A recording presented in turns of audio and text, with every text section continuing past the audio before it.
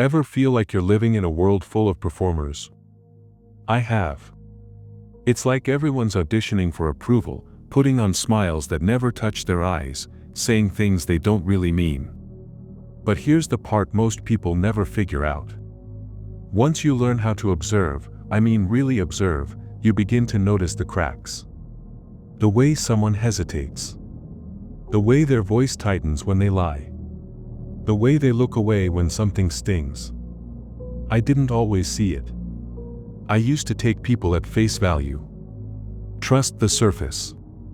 But not anymore. When you train yourself to look past the act, the world begins to speak in a whole new language. One that's quiet, subtle, and deeply revealing. It is not about being paranoid. It's about being aware. Learning to read people is not about judgment. It is about protecting your peace, building better relationships, and seeing things for what they really are. And that is exactly what we are diving into today. Subtle truths. Honest reflections. The kind of insights that shift the way you see everyone around you, including yourself. So before we begin, I am asking for just one simple favor. If this message resonates with the quiet part of you that has always craved depth, clarity, and truth, consider subscribing to Stoic Legacy. It helps this message reach others who might be silently searching for the same. Now take a breath. Clear your thoughts. And let's begin to see the world with a new kind of vision. Most people think that reading others requires confrontation, asking direct questions, or digging for secrets. But the truth is, the most revealing things people say often come out when you simply listen. Not with the intention to reply, but with the intention to understand. I learned this the hard way. I used to jump into conversations ready to defend myself, to prove a point, to be heard. But one day, I tried something different. I stayed quiet. And when the other person finished speaking, I looked them in the eye and calmly said, "Tell me more." Just 3 words. No pressure. No resistance. What came next felt like magic. They kept talking. They opened up. What started as a simple disagreement turned into a story about childhood memories, past disappointments, and unspoken fears. They gave me everything I needed to truly understand them, and all I had to do was make space. That is the thing no one tells you. When people feel heard, they drop their armor. They stop performing. They stop trying to impress or defend. And what you see then is not their version of the truth, it is the real thing. I have used this approach in tense negotiations, in fragile friendships, and even with people I did not fully trust. And every time, it revealed more than I ever expected. The way someone responds to being calmly invited to speak says a lot about what they are carrying inside. The more they speak, the more their patterns surface. Insecurity. Pride. Longing. Regret. You just have to stay still long enough to let it rise to the surface. But this only works if you let go of your own ego. You cannot be waiting for your turn to talk. You have to give them the space to speak without interruption, without agenda. That is where trust begins to form. And it is also where their hidden truths begin to unravel. You will notice the hesitation in their voice when they lie. The shift in tone when they are unsure. The way they speed up when they want to move past something. The way they slow down when they are choosing their words carefully. Most people do not realize how much they reveal when they believe you are just listening. But when you do this with intention, with genuine curiosity, the walls come down. Reading people is not about mind games. It is about paying attention. And often, the best way to do that is by saying less. By simply being present. The truth is, people tell you who they are every day. You just have to be quiet long enough to hear it. The most revealing moments are never the ones people prepare for. It is not in their polished introductions or their carefully chosen words. It is in the way they treat the people they believe do not matter. I learned this truth slowly, but once I saw it, I could never unsee it. You want to know who someone really is? Watch how they treat the waiter. Watch how they speak to the cleaner. Watch what their tone sounds like when no one of influence is paying attention. I have met people who seemed kind, even charming, when it served them. They smiled, they listened, they made eye contact. But then a junior employee walked in, or a server made a minor mistake, and everything changed. Their voice sharpened. Their body language closed off. Their patience vanished. That is not a slip. That is their truth. The performance falls apart the moment there is nothing to gain. And that is where you find who they really are. This is something Stoicism teaches us to observe without judgment. Not to gossip or label, but to see clearly. It is easy to be respectful when there is something to gain. When you are on a date, in a meeting, around people you admire. But how someone acts when the spotlight is gone, when they believe there is no social reward, that is the test of integrity. I once worked with a man who was loved by everyone in upper management. He knew how to say the right things, when to laugh, how to agree without sounding fake. But the way he spoke to the receptionist told another story. Short replies. No eye contact. Impatience for no reason. I knew then that the kindness was calculated. It was not who he was. It was who he thought he needed to be. That is the difference. True character does not shift with the setting. It stays the same whether the room is full or empty. Whether you are speaking to a CEO or someone cleaning the floor. And that is what you must watch for. Not the curated version. The unguarded one. Because people are rarely cruel to just one person. If they are dismissive of the waitress, they will be dismissive of you too, once the dynamic shifts. Kindness, when it is real, is constant. It is not conditional. So pay attention. Not just to how someone treats you, but to how they treat everyone. Especially the ones they think they do not need to impress. That is where the mask slips. And that is where the truth begins. People often say the past is behind us, but that is only half the truth. The reality is, most people are still living in it.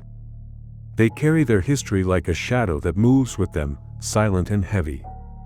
Every reaction, every hesitation, every wall they put up is usually tied to something that already happened. And if you want to truly read someone, if you want to understand why they move the way they do, you need to study not just their present but the echoes of their past. I learned this through experience. There was a time when I could not make sense of someone's anger, someone's sudden coldness, someone's inability to trust me even when I had done nothing wrong. It felt personal until I realized it was not. It was historical. It was emotional residue from something or someone long before me. I remember a friend who would shut down whenever a disagreement came up. No matter how gently I approached the topic, the moment it felt even slightly confrontational, they would withdraw completely. It confused me until I understood their story. Growing up in a home where anger was unpredictable, where arguments turned dangerous, they had learned early on that silence was the safest response. And so even years later, even in calm, respectful conversations, that defense mechanism stayed. They were not reacting to me. They were reacting to their past. Once you understand this about people, everything changes. You stop taking things personally. You start asking better questions. You begin to look for the root, not just the symptom. And this is not about excusing bad behavior. It is about seeing clearly. When someone is always seeking validation, maybe they grew up without being seen. When someone is quick to criticize, maybe that was the language they were raised on. When someone pushes love away, maybe they were taught that love always comes with pain. The patterns are there if you look closely enough. Stoicism teaches us to look at people not through emotion, but through observation. To step back. To notice. And to understand that what someone does today is often shaped by everything they have been through. This insight gives you an edge, but more than that, it gives you compassion without attachment. You see people not just as they appear, but as the sum of their scars, their fears, their silent battles. And that is where real understanding begins. One of the clearest signs that someone is not telling you the truth has nothing to do with what they say. It is all in how they say it. The voice is a fragile thing. It cracks under pressure, it trembles under fear, and it shifts the moment someone feels exposed. Most people do not realize it, but your tone carries your truth even when your words do not. I have seen this play out countless times. Someone would be confidently explaining a situation, sounding calm and collected, and then suddenly their tone would drop. Their voice would slow down, or speed up, or take on a strange kind of forced cheerfulness. That shift, however small, always meant something more was going on. I remember once in a meeting, a colleague who was always smooth, always charming, suddenly started stumbling over their words when questioned about a deadline. His confident tone flattened. His answers got vague. That was all I needed to know. It turned out later he had not made the progress he claimed, and the lie had started to unravel the moment his voice did. This is what happens when someone's words and emotions are out of alignment. The body knows the truth, and the voice becomes its messenger. They might try to hold the story together with logic, but their tone betrays the conflict within. It might be a sudden pause, a change in pitch, or an awkward silence that was not there before. These are the moments where lies live. You just have to pay attention. And it is not always about deception. Sometimes it is about hesitation, doubt, emotional discomfort. A person might say they are fine, but if their tone softens or their voice pulls back, you know they are not. I once had a friend who would agree to plans with excitement, but every time her voice dipped slightly when we talked details, I knew something was off. Eventually, she admitted she never really wanted to go. Her voice had told me long before she did. This is the kind of awareness Stoicism encourages. A detached, focused observation of what is happening beneath the surface. Words can be chosen carefully. But tone, rhythm, and energy slip out when someone is caught off guard. So train your ear. Listen not just to the meaning, but to the delivery. When someone's tone changes suddenly, it is rarely random. It is the sound of something real trying to push its way through the mask. If you want to truly understand someone's nature, do not watch them when the lights are on and the cameras are rolling. Watch them when they think no one is paying attention. That is when the masks slip. That is when the rehearsed lines fade and the raw, unfiltered truth surfaces. I learned this watching a manager who always seemed polished in meetings, always said the right things, always played the professional. But the moment the higher-ups left the room, the transformation was shocking. Her tone became sharp, her words dismissive, her respect disappeared. That moment stayed with me because it taught me a simple but powerful lesson. The version people show you when they are being watched is not always the real one. In fact, it is usually the one they want you to see. But when there is no one to impress, when there are no consequences, that is when true character steps forward.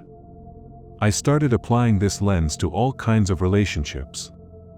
Colleagues, friends, even people I was dating. And every time, it gave me a deeper layer of insight than any conversation ever could. I saw people who smiled in groups but ignored others in private. I saw those who were kind when eyes were on them and cruel when no one was looking. I began to understand something Stoicism always emphasized. A person's virtue is not in their words or their public actions, but in what they choose to do when there is no applause. I remember sitting in a cafe, watching someone I knew talk to the waiter. When they thought I was not looking, they snapped, they mocked, they acted like they were better. It was subtle, but it was real. That was all I needed to know. It is not about judging people harshly. It is about observing reality without filters. If someone changes completely based on who is in the room, that is not authenticity. That is performance.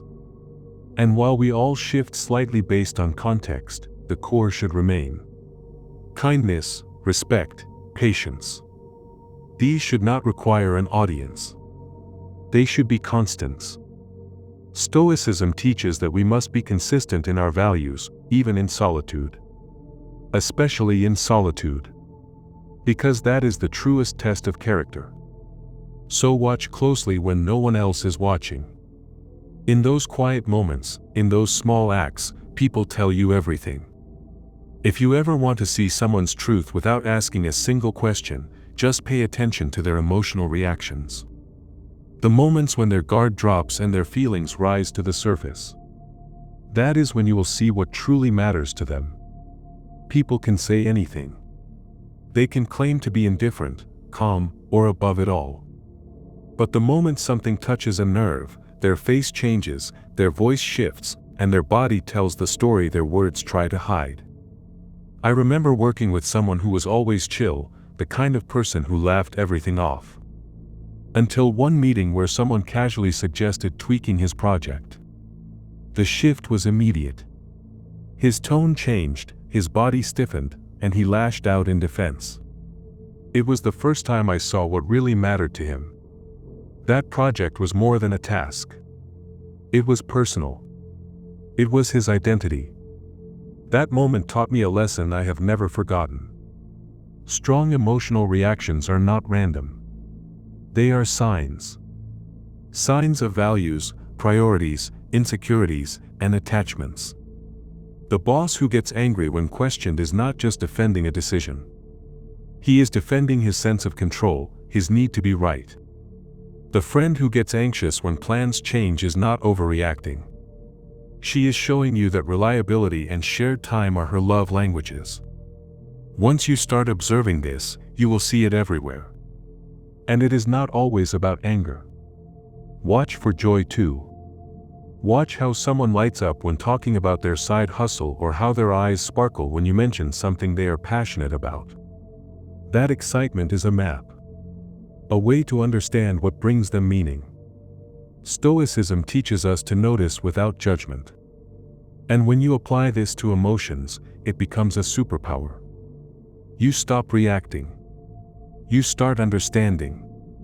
You see beyond the words. You see the value systems beneath the behavior. You learn what to protect, what to avoid, and what to nurture. And here is the reflection it brings back to you. Your own emotions are messages too. That sharp anger when you feel disrespected. That joy when someone recognizes your effort. That fear when something feels uncertain. Each of those moments is a mirror, showing you what you care about, what you believe about yourself, and what you are still holding on to. If you want to grow, start there. Learn from others. But also learn from yourself. Emotional reactions are not weaknesses. They are signals. And if you are willing to see them clearly, they will guide you to truth, both in others and in your own soul. And now you see it. Reading people is not about tricks. It is about attention. It is about presence. It is about peeling back the layers without force, without judgment, and letting the truth reveal itself in the silence, in the shift, in the smallest moments that most people ignore. The real skill is not in manipulating others. It is in understanding them. And through that, understanding yourself. I have watched people wear masks so well they fooled everyone around them. But the eyes always told the story. The tone always cracked. The behavior always exposed what the words tried to bury. When you practice seeing without reacting, listening without interrupting, and observing without assumption, you gain an edge that is both rare and powerful. You no longer waste time on fake connections or empty words. You see who is genuine, who is lost, and who is dangerous. You learn where to give your energy and where to hold it back. This is not just a skill. It is survival. It is wisdom. It is clarity in a world that thrives on illusion. And if this message spoke to something deep in you, then let it be the start of a shift. Keep watching closely. Not with suspicion, but with stillness. Let people show you who they are. They always will. And in that clarity, you will move with strength, peace, and purpose. If this video helped you see the world a little clearer, I would be grateful if you subscribe to this channel. It helps more people find these insights and brings others like you into this space of truth and growth. Leave a comment sharing your thoughts or an experience where you saw someone's truth in silence. And share this video with someone who needs to learn how to see without being told. Thank you for spending this time here. Stay mindful. Stay observant.